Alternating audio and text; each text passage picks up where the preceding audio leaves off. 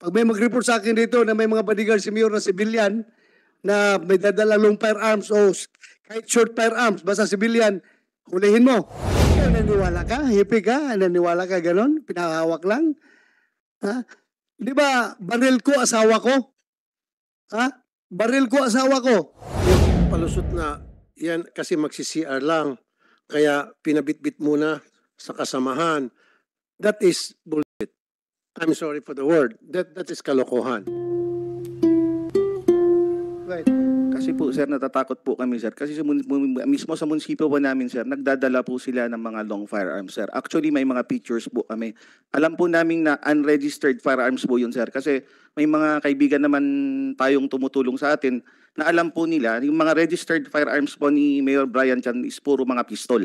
May pictures po kami dito na isa na naman po sa mga imported na tao niya sir na bago lang, nagdadala po ng mga long sa munisipyo. Kaya kami po, may mga ipaproseso dapat kami sa munisipyo. Pero natatakot po kaming pumasok kasi pag tumitingin po sila, para po silang alam mo, nang aasar sir tapos naka-long firearm pa sa loob ng munisipyo. Chief of Police ng kapare,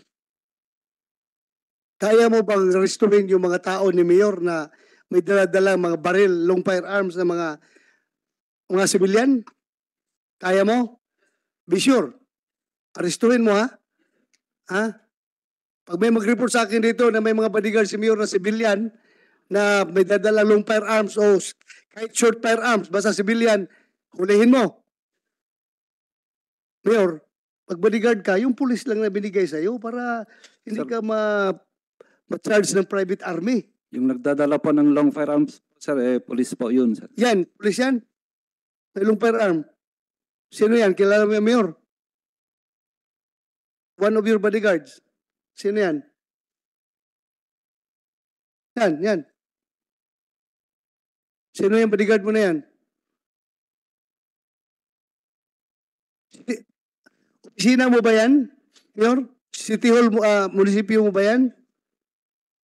Ha? Lapitan mo. Ay, so, yan. Yan, anong pangalan yan?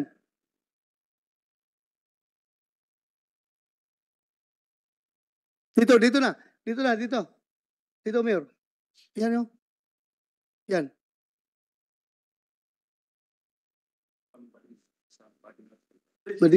Upo ka na para ma-record. Ha? Kaya nga ni Chief of Police. So, bodyguard mo yan, Mayor? Opo, sir, yung bodyguard ko po na isa yan, sir, pero issue po yung kasama po naming police sa kanya po yan, sir. So, civilian siya, bit-bit na long firearms, bodyguard mo. Bali, nagkasama po namin yung police. So, that contradicts your earlier statement na yung mga civilian bodyguards mo, walang long firearms. Hindi, kung po yan, sir, sa police po yung long firearms. Sinong police? Si Collado po, sir. Collado, andito ka Collado? Wala po, sir. Wala. Dalahin mo si Collado dito, next hearing. Ardi. Police na Collado. Police. Oh, ito you have sworn to serve and protect. Yan ganyan, blatant violation of law yan. Civilian may dala-dalang long firearm. Naka-civilian. Granting na baril yan ng police. Is he authorized to bring that firearm? Oh. Bakit hinayaan mo doon sa munisipyo mo? So what kung bodyguard ni Mayor yan? Hindi siya pwede arrestuin? O pwede pala. O bakit may mga ganyan tayo doon? That shows you don't have control of your police station. You don't have control of your EOR. Naglipa na yung mga ganyan na mga tao na nakasibilyan, may long firearm. So meaning, hindi mo kontrolado, kaya nagkakaroon ng patayan doon. So you commit to this committee. Kapag may nakita ka doon ng mga nakasibilyan, mga sibilyan na hindi police, may dala-dalang long or short firearm, regardless, basta firearm, hulihin mo kagad. And you submit the report to your PD right away. And RD, tawagan mo ako pag may nahuli, Can we get the name, Mr. Chairman? Can we get the name of the municipal chief of police? Chief of Police, anong pangalan mo, Chief? Jefferson? Jefferson Bukay, Police Major Jefferson Bukay. Tayo, apolitical tayo, police, ha? Ha? Nasa gitna tayo palagi. Kahit na-boss mo yung mayor, kahit boss mo siya, dahil siya ang local chief executive, kung nakita mo yung mga bodyguard niya nagbabayulit ng batas, o kaya siya mismo nagbabayulit ng batas, arestuhin mo on the spot. Ha? Huwag kang matakot. Kahit mayor siya. Klaro yan, no? Nagbabayulit ng batas yan. Payag ka ba? Parang gano'n ng wild west yung munisipyo mo. Ikaw ang chief of police. Sino-sino na lang may dala-dalang long firearms sa civilian. Anong class? RD, you be sure, buong EOR mo, walang ganyan na mangyari, ha? Ha? Your Honor, I will issue a directive on that matter, sir, that politicians using bodyguards unlawfully will be arrested by ombudsman. Dapat lang, ang authorized magdala ng firearms ay yung mga pulis lang. Kaya maraming mga bodyguard na masiga pa sa pulis. Ha? Marami bodyguard ng politiko na masiga sa pulis dahil pinabayaan nyo. Kasalanan rin ng pulis yan. Bakit nyo pinahayaan? Hinahayaan ng mga ganyan naglilipa na. Ha? Hindi po pwede yan. Chairman. Yes, go ahead. Go ahead. RDC Culyado, ano naman ang kanyang infraction? I-assume natin na baril niya yan. Anong infraction ni Culyado? May I ask the PD or Chief of Police of Apari? Di, ang tinatanong ni Senator Coco, infraction. Anong infraction of law? Violation niya. Yung hindi niya paghuli dun sa bodyguard, sir, na gumamit ng baril, na nakasibilyan. Nagpapahiram ka ng baril mo. Ano yan? What is it? Violation of what? Baka hindi mo nasundan kasi General. Yes, sir. Ang kwento ni Mayor, civilian bodyguard niya yan, pero yung firearm daw is a police-issued firearm kay Culyado. Let's assume na pinapayagan ni Culyado gamitin ng civilian yung kanyang long firearm. What is the violation? Yes, sir. I think he violates admin offense. There's a regulation violated by that Administratively. administrative. Criminally. Yes, sir. Is it Criminally, yes, sir. liable? He is also liable criminally, sir. Republic Act 1059 months. Ha? Republic Act 1059. Violation of firearms law. Firearms and ammunition regulation law. Because yes, sir. So, kinakaro natin kasi maraming nanonood sa hearing ng aming Public Order Committee. Nationwide yan eh. Kaya advance warning na ito sa ating mga kapulisan. You are not free to lend your firearms. Di ba? Issued firearms to you. Personal yun eh. You are not free to lend them kahit sa kaibigan. Kunyari may nangyari shooting, General, at matrace back sa kanya na nagamit yung firearm niya, is liable for the consequences of the shooting although he is not the shooter? He is liable, Your Honor. Tapos baklaro dapat sa kapulisan niya because ako, Mr. Chairman, I don't think this is an isolated incident or practice. Warning na po yan, advance warning na po sa lahat yan. Thank you, Senator Coco. And Chief of Police, pag makita mo ganyan, arestuhin mo, hindi. Arestuhin. Anong kaso niya? Illegal possession of firearms. Kahit na organic firearm ng PNP yan. Because he is not authorized to bear that firearm. Di ba? Oh. So, henceforth, bantayan mo. Ay, ikaw ang hippie doon eh. Pag nagkagulo doon, ikaw man ang sisisihin because you are the law enforcement agency na merong primary jurisdiction over that municipality. Di ba? That's command responsibility on your part.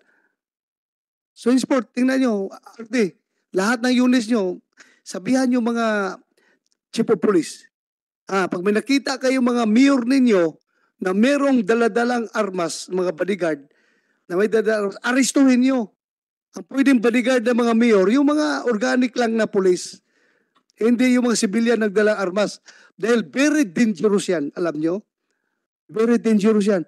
Ang isang civilian na may hawak ng baril na walang dokumento, very dangerous yan. Pag pumutok yung baril na yan, wala na, tapos na. Am I correct? Yes, Your Honor. That's why I'll be issuing a memo directive on that one. Yes. Be sure to do that. Para ma-maintain natin ang public order sa ating lugar. And Mayor, is refrain from doing this para hindi kayo magkaroon ng problema doon. Lahat ng bodyguard mo na civilian, sabihin mo huwag kayo magdala ng armas. Dahil violation niya sa batas. Anytime pwede kayo hulihin ng pulis. Opo. Unless meron sila permit to carry firearms outside of residence, pwede. Pero kung wala silang papeles na ganon, violation of law yan.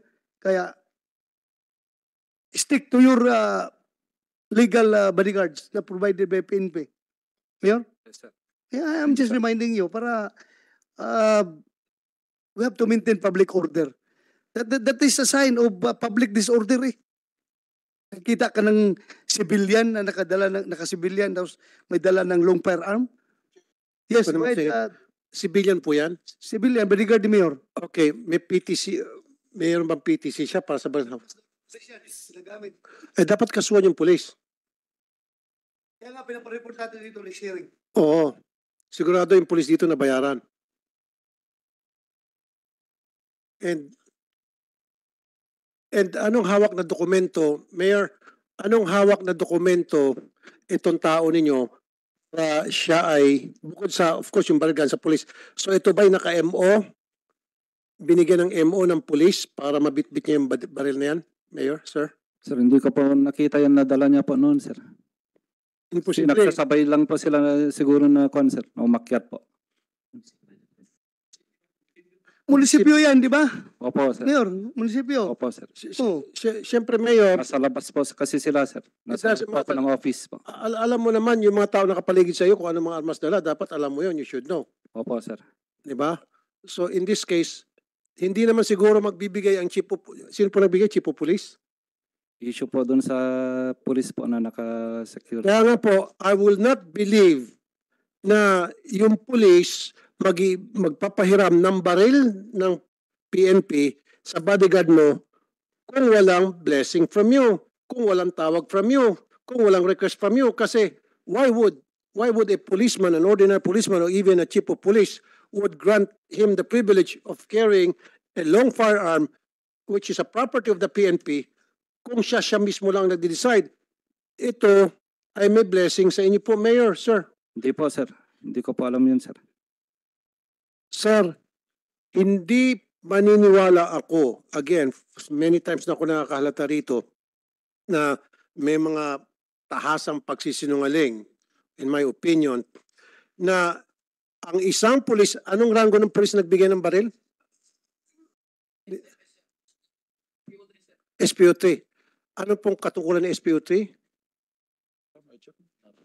At anong posisyon po ng SPO3? Secretary Mayor. Okay, so si SPO3 lang ang nagbigay ng long firearms dito.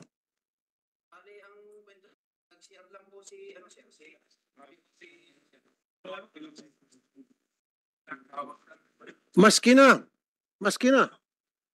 No, maski na pahawak, hindi dapat ipapahawak yan. I don't believe that. See, meron ng pahawak sa CR. Baka mamaya sabihin, nagmerienda lang, o, di ba? Ikaw naniwala ka? Hippie ka? Naniwala ka ganon? Pinahawak lang? Ha? Di ba, baril ko, asawa ko? Ha? Baril ko, asawa ko. Hindi yan pwede hawakan ng iba. Magsisilos ako kapag hawakan niya ng iba. Yan pa, ang yabang pa niya pumurma, oh. Naka-tactical sling pa yung kanyang M16. Naniwala ka sa explanation niya? Yun po yung sabi niya, Your Honor, si SPO3 Collado, sir. Mr. Chairman, Yes, go ahead. kailan kayo nag-usap ni Collado? Ngayon lang? Dati na po yan, sir, na pinalabas din yan na picture, sir, kaya... Nagamit na pala issue yan before. Yes, sir. Yan ang explanation, sir. Yes. Okay. Pero still, Mr. Chair, yung palusot na yan kasi magsi-CR lang, kaya pinabitbit muna sa kasamahan. That is bullshit. I'm sorry for the word. That is kalokohan. Yan talaga ang issue na baril sa taong yan. Kasi malaki mama siya at yung baril bagay para sa kanya. Yun yung iniisip ng kanilang chief security. At sino yung chief security? Yung nga si Police Master Sergeant. Na tama rin po kayong sinasabi niyo po, Mr. Chair, yun naman talaga ang lingwahe sa mga polis. Baril mo, asawa mo. You will never ever leave your gun just anywhere. At you will not leave your gun, you will not leave your house without it, and much more, you entrust your gun to someone other than yourself. Kasi in this case, i-entrust niya yung baril niya, tapos police pa siya. I don't think na entrust ang nangyari dito. Talagang binigyan ng baril ito kasi yun talagang patakaran. Lahat ng bodyguard ni Mayor dapat may mga long firearms. So yung police Master Sergeant nakasuhan na, Mr. Chair? Nakasuhan na ba ito? Yung Master Sergeant nakasuhan? Wala. Hindi pa. Hindi. So, nandito pa siya ngayon? That matter, next hearing, isama nyo. Ha? Next hearing. Kumsik, you take note of the name of that police na may-ari ng baril nito. Collado. Oh. Isama nyo dito. Sir, excuse me, sir. Sir Bato, Your Honor. Yeah, go ahead. Actually po, yung report po noon, sir, ni-report ko po yan kay General Rumbawa, sir. Tapos nung hindi ko na po mahintay na may aksyon, kasi nagja-jogging po yung mga bodyguard na ni Brian, sir. Sa park, sir, nahuhulog pa nila yung baril nila, sir. Kaya lumapit po ako kay Hepe, sir. In fairness po kay Hepe, sir, inaksyonan niya agad, sir. After 3 days, sir, tumigil na po sila. Wala na po silang dalang mga baril sa loob po ng munisipyo. Pero nagkikita po kami ni General Rumbawa, sir, mga 2 months ago, sir. Ni-report ko po sa kanya yan. Pero ang tagal, sir, ilang buwan po, ganun pa rin po silang umaksyon, sir. Kaya nag-decide po ako, lumapit po ako kay Hepe. After that po, after na lumapit ako kay Hepe, after 3 days, sir, wala na po. Hindi na po sila nagdadala ng baril, nag-apply po sila ng LTAP.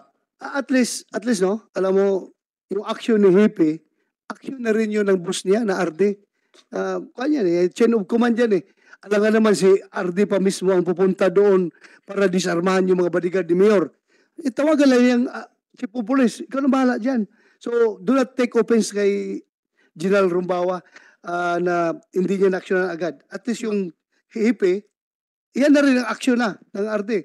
Mr. Chair, Yes, right. napakahindi sinasabi niya, paulit-ulit niya sinasabihan si General Rumbawa, walang aksyon.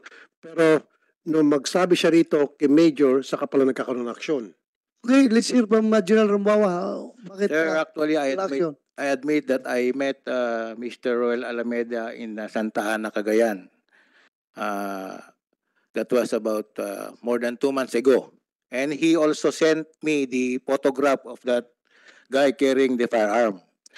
And after that, sir, after I met him, when I reported to my office in PRO 2, I conducted a conference for the Special Investigation Task Group relative to the killing of Vice Mayor Alameda. And then and there, I instructed the Provincial Director of Cagayan to give directives to his chiefs of police to neutralize individuals carrying firearms, especially those who are not members of the PNP. General, pwede makasi... Yes, sir. Okay. You gave instructions to all your people, Yes, sir. up and down, na stop na itong pagkikerry ng firearms nito mga bodyguards ni Mayor, civilian bodyguards particularly, right? Yes, sir. Now, yung instructions mo na yun, sinunod ba? Yes, Kasi sir. ang sabi ni Mr. Alameda, ilang beses kanyang kinausap, walang action until na kinausap niya mismo itong si Major. So dalawa lang kita ko dyan is either sinunod ka later on or walang nakarating na kautusan kay Major at siya nang gumawa on his own, motopropyo na para linisin na yung pagdadala ng firearms ng mga civilians sa lugar. Am I reading it right, Mr. Alameda? Your Honor, once lang po, sir, pero matagal po, sir. Talagang in-emphasize ko po na yun yung problema, sir. Once. Opo, kasi lagi po kaming pumunta ng munisipyo, sir, kasi contractor din po ako, sir. Natatakot kami, sir, kasi lagi po Kaya siya nga, nung sinabi niyo po kay Major, gaano katagal? Matagal po, sir, kasi meron yung siguro 1 month po, sir. Nakikita ko naman yung bodyguard na, sir, kasi pumunta kami ng park po, sir. May mga nalalaglag na halos malaglag po yung mga baril. When you informed General Romboa about that incident na kinakatakutan mo, after a month, paulit-ulit mo nakikita na may mga baril pa rin sina mga tao ni Mayor. And then that's when you went to him. Yes, sir. Opo. Immediately after na makausap mo si Major Mukay, nawala na yung problema. Po, sir. Pumupunta po kami ng munisipyo, sir. Wala na pong mga halos di mo nga makita yung mga bodyguard niya doon, sir. So, Major Mukay, yung pag-action nyo doon sa request ni Mr. Alameda, was it because upon the instruction of General Ramboa or dahil kayo po mismong umaksyon na doon sa request ni Mr. Alameda? Good afternoon, sirs. Meron pong directive na binaba sa amin, sir, na tignan nga itong mga civilian bodyguards na nagdadala ng mga baril, sir. The directive came from who? From regional office, sir. Okay, so bakit ang tagal? Okay, so meron talaga palang directive si General. So bakit it took you a month para i-execute yung directive na Hindi po, sir. pinapa-execute sa'yo? After receiving that directive, When sir, did you receive it? When did you receive the copy of the directive? i-review ko po, sir, yung yung memo na Kasi binaba sa amin, sir. kung tugma natin, Mr. Chair, sinasabi ni Mr. Alameda, 1 month, right? Yes po, Your Honor. 30 days na nagsumbong siya kay General. Ang sinabi ni General, agad-agad, di ba? Nag-issue siya ng directive. At ipinasa niya po sa lahat, concerned. Kasama na po kayo doon. So bakit pinaabot mo pa ng 1 buwan? Pagkatagal-tagal, meron ka na pala natanggap na directive from him. From the General. Yes, sir. After receiving that directive, sir, agad po naming umaksyon, sir, na No, you did not. Kasi kung umaksyon ka na agad-agad, hindi na kailangan pang puntahan ni Mr. Alameda. Tama, Mr. Alameda? Yes po, sir. Oh. Kaya ka pinunta ni Mr. Alameda kasi after na pumunta siya kay General, 1 month na wala pa rin action, nakikita pa rin niya paulit-ulit, may dalang baril ng mga bata ni Mayor, kaya kanya pinuntahan. Ngayon, ikaw pang nakakuha ng credit. Para lumilitaw, dapat hindi ikaw bigyan ng credit, dapat si General. Kasi nag-issue pala siyang direktiba. It just so happen, on time, yung direktiba in-issue niya, it just so happen, mabagal ka magpa-implement. Sa anong kadahilanan? Wala pong ganun na sir. Ang sa amin, sir. No, sir, kasi dito lumalabas kang hero kanina na pinuri pa kita Pinuri ka ni General Bato Senator Bato. Hindi Ulitin ko nagsumbong siya kay General. More than a month ago. Sabi ni General, agad-agad nag-issue ng direktiba, pinakalat niya sa mga concern ng mga police. Okay? And I'm sure natanggap mo rin yun. Yes, sir. Huwag mo sabihin sa akin na 1 month later mo natanggap yung direktiba. Hindi right? Hindi po, sir. Okay. How long was it since nagsumbong si Mr. Alameda kay General natanggap mo yung direktiba? Anong date? I-review ko po yung sir, yung memo na binaba sa amin, sir. So, lumilitaw dito, it's either mabagal ka, umaksyon doon sa direktiba ni General or talagang wala ka natanggap na direktiba. In this case, ikaw na mismo nagsabi, may natanggap ng direktiba, kaya lang mabagal ka umaksyon. So dapat hindi ka niya bigyan ng credit. Kasi dito kanina sabi niya, in fairness to, kumbaga parang pinuri ka pa. Bawiin mo yung pagpuri mo dito. Yes po, Your Honor. Di ba? Tama. Oo nga, kasi pinuri niya ito. Parang lumilitaw na si General inutil. I'm just being fair here. Kasi binibira ko na nga si General kanina. Marinig ko yung statement ni Mr. Alameda. Yung pala, dapat hindi si General birahin ko. Dapat ikaw birahin ko rito. Dapat, Your Honor, Senator Tolpo, dapat ang birahin talaga dito is yung Chief of Police. Exact. Dahil hindi na dapat si Ruel Alameda, hindi na dapat pupunta pa kay RD na mag-complain na, sir, maraming armado doon na bodyguard si Mayor Juan Chan. But ang pulis ang chief of police, nandun sa harapan ng ang munisipyo ito, katabi lang yung police station eh. Pero alam mo, Nakikita niya dapat huli na niya kagad. pero alam mo, Senator Bato, Mr. Chair, in so many cases na naengkwentro ko, the chief of police always is beholden to the mayor. Correct. Kasi ang chief of police na namimili, ang mayor namimili kung sino maging chief of police niya. That is another provision of law that we have to amend. Exactly. Yeah. Yan po, gagawa ko ng batas tungkol dyan. I'm Yeah. talking to my legis group already. Yeah. Telling to that. Yeah. Yeah. Thank you.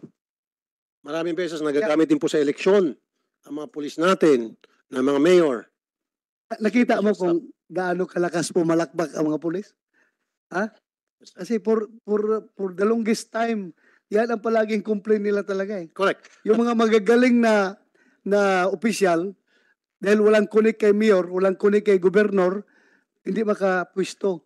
Also, Mr. Chair, kapag yung isang pulis na punesto ni mayor at pinagawa ng illegal at hindi pumayag si COP, sisibakin, papalitan. Ganun Tama po ka. yun. Tama. So it's about time na It's about papalitan ang time. batas niya. So again, It's about babalik tayo dito kay Major Mukay. Major Mukay, binawi mo na yung puri mo dito. Huwag mo na purihin to next time. Yes po, Your Honor. Ito dapat purihin mo pala, si General Romboa. May I say something, sir? Yeah, go ahead. Yes, sir. Sir, I remember the words of Mr. Roel G. Alameda when he told me that in Tagalog,